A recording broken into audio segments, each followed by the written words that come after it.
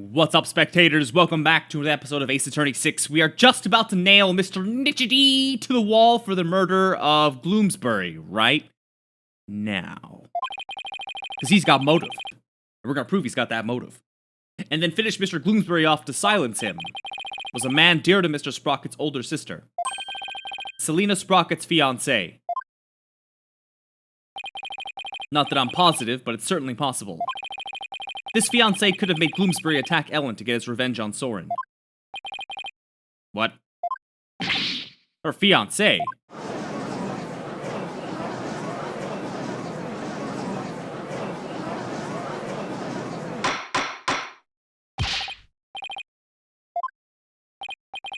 Yes, it does seem quite believable that Miss Selina Sprocket's fiancé would bear a grudge against Mr. Sprocket for his role in the accident. Exactly, Your Honor. Maybe her fiancé was trying to murder Miss Wyatt in order to make Mr. Sprocket experience the same pain he'd felt. Objection! Miss Sprocket's fiancé was a surgeon, if memory serves. But the only people who attended the reception were family and staff members. That may be, but then that just means that Miss Sprocket's fiancé must have been among those who attended. Really? Of course, otherwise how could he have killed Bloomsbury? I see what you're doing. This is just another giant bluff, isn't it? No, shut your mouth. Alright, I'll bite. Who exactly do you claim this fiancé to be? I would like to know as well. Are you sure you're gonna be okay, Nick? Yes. When it comes to suspicious people, there's only one person on my list. I need to find something that connects him to Selina. Take that!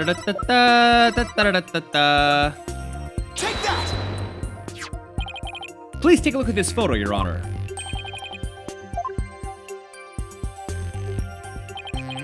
Notice Miss Sprocket's pocket watch. Haven't we seen it somewhere before? Yes, now that you mention it, I do feel as if I've seen it somewhere before.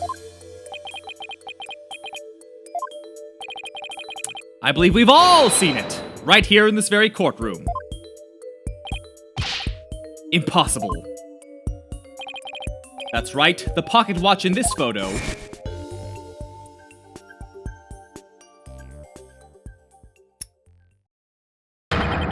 is the same pocket watch Mr. Nichidi has on him right now.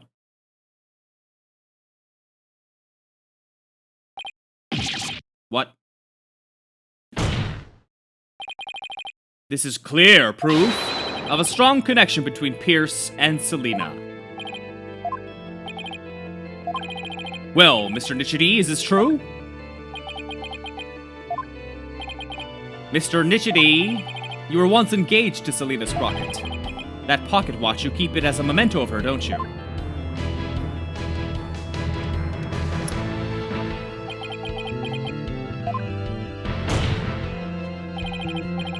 Mr. Nichidi, you plan to rob Mr. Sprocket of his loved one. To make him feel the same pain as you, isn't that right? But Mr. Sprocket managed to fight back and knock Mr. Bloomsbury unconscious. You thought Mr. Bloomsbury was dead and hid his body in the lantern. But then you noticed Mr. Bloomsbury regain consciousness. And so you finished him off to prevent your plan from being exposed. This is the defense take on what really happened in this murder case. Mr. Wright, does this mean you wish to officially accuse this witness of the murder of Dumas Bloomsbury?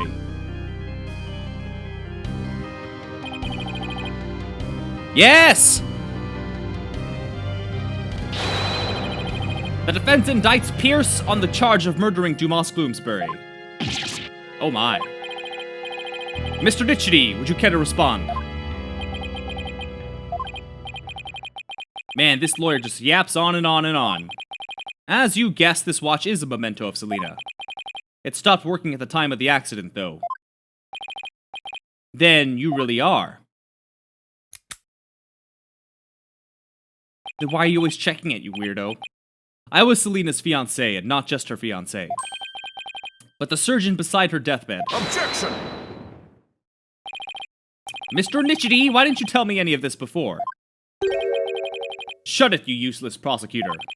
I thought you could be of use, but apparently this case was too much for you. Shit! You know how many Ace Attorney games I've been in? If your office hadn't stuck its nose all up in this, I could have swept it under the rug.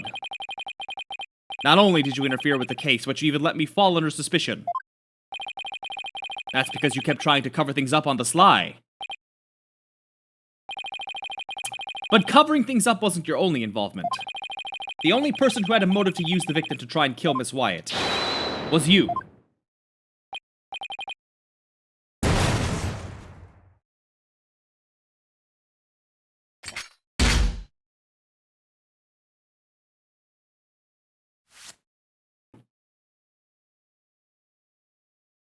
It's like Mad Father.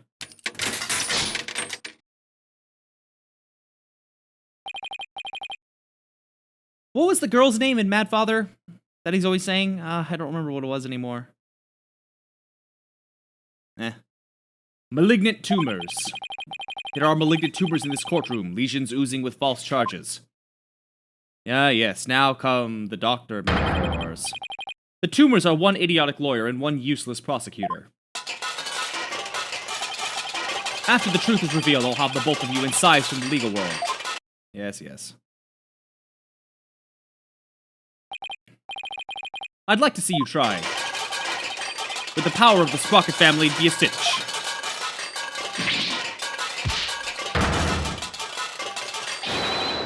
I'll now begin the operation. Okay. What in the world happened to Mr. Nichidi? Looks like he's finally showing his true colors. Look what he did to that shoulder mech.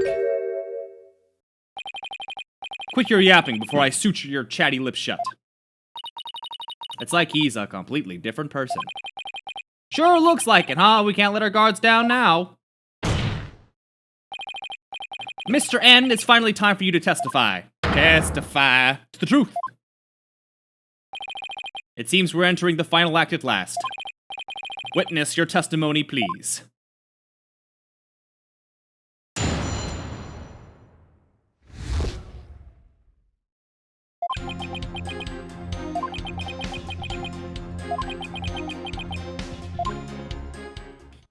Very good.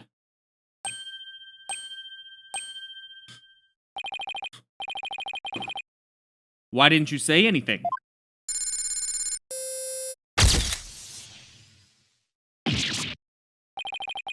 He just took a picture of me, or something.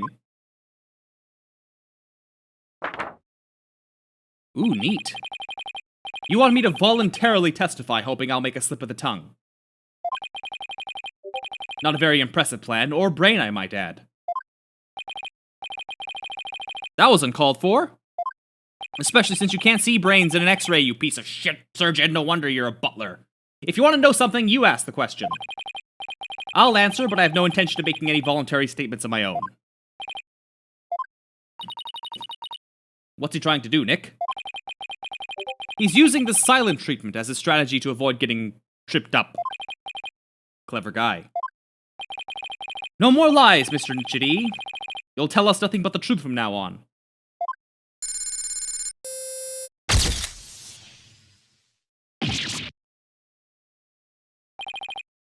What do you think you're doing?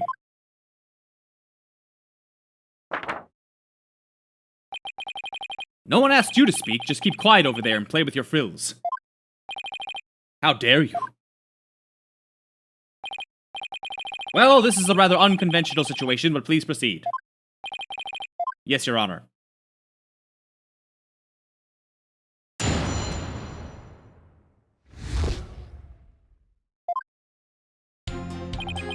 Hold it! If he won't speak voluntarily, then I guess I'll have to ask him something. What question should I ask?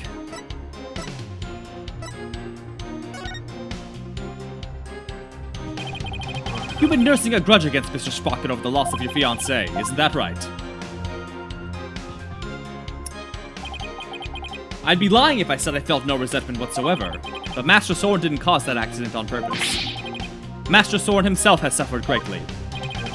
But you quit being a surgeon and found a way to get even closer to Mr. Sprocket. Wasn't that so you can carry out your revenge on him? Don't insult me. Supporting Master Soren and Sprocket Aviation with my life's work is my penance for not being able to save Selena. This is how I honor her. I feel your devotion as both a fiancé and a surgeon. Your statement breaks my heart. I've never thought of exacting revenge on Master Soren. I guess I should probably take that with a pound of salt.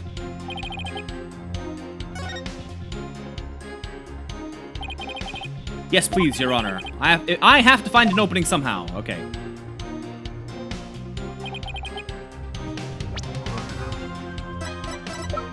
Where's that note? Objection! Okay.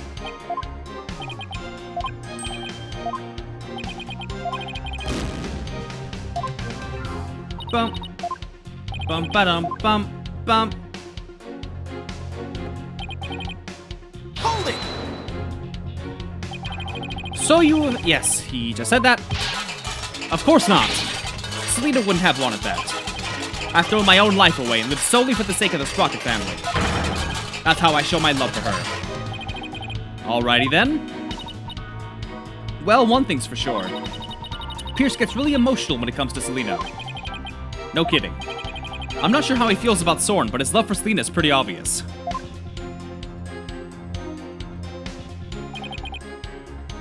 Hold it! Let's see.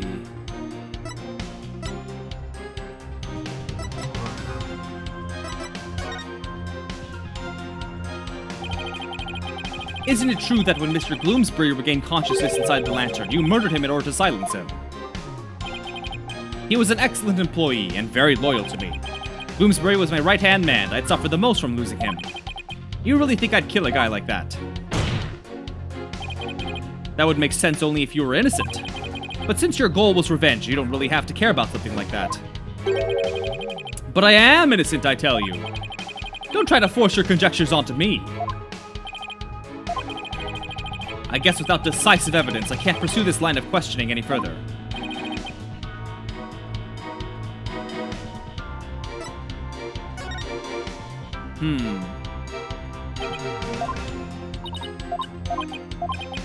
Try to draw as much information as I can out of him, look for any inconsistencies. This is the moment of truth. Alright, hold on.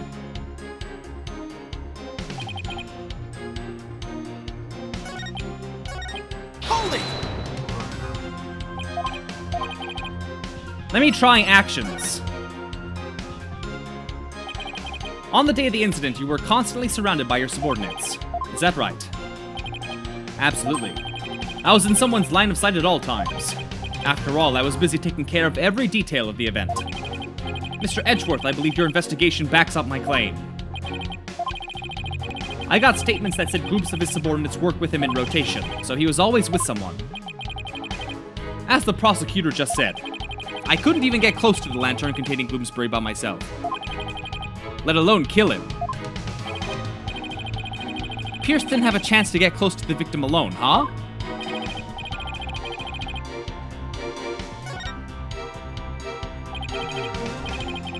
Let's have that added to the testimony. See what I can do.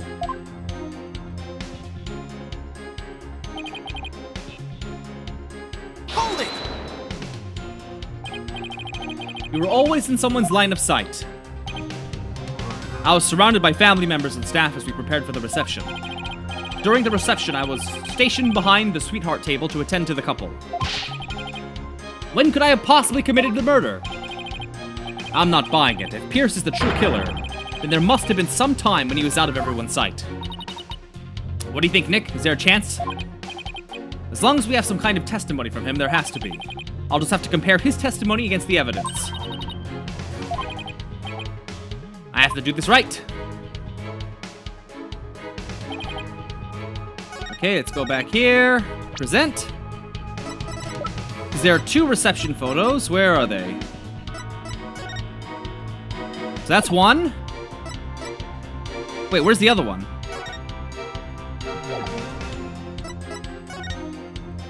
Dun, dun, dun, dun, dun, dun, dun, dun. Wait, do we not have the photo of the second reception? Ba-bum, bum, ba-dum, ba-dum, ba-dum, bum. Objection! Alright, let me try,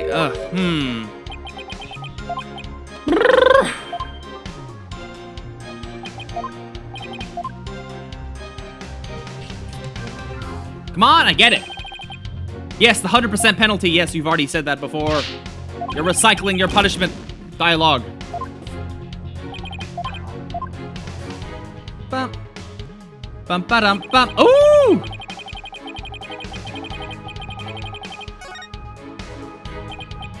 What do you think we should do now, Maya?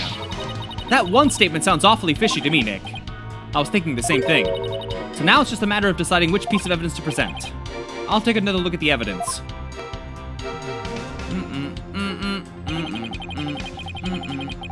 Well, yeah, I was already doing that.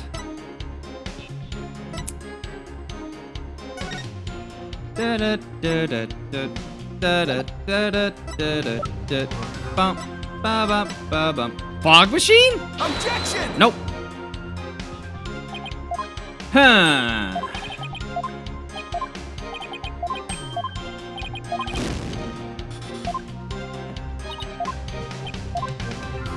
Bum. Bum ba-dum bum bum bum bum bum bum bum bum ba-dum bum bum. What am I looking for? Objection!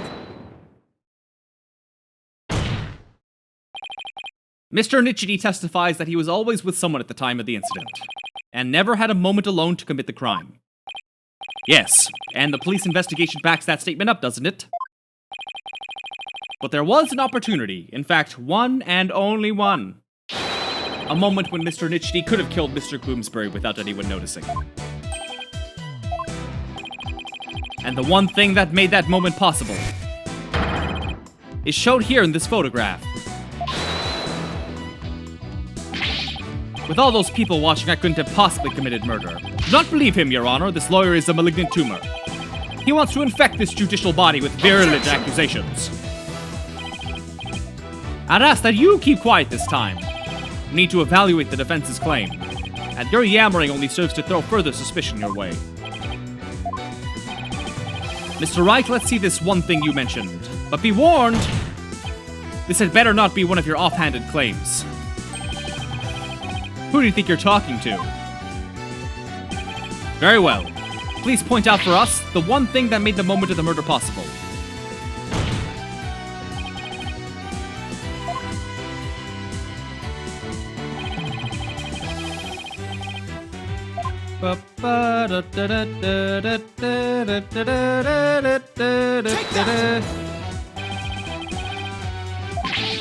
Is this thick mood fog that engulfed the entire reception hall.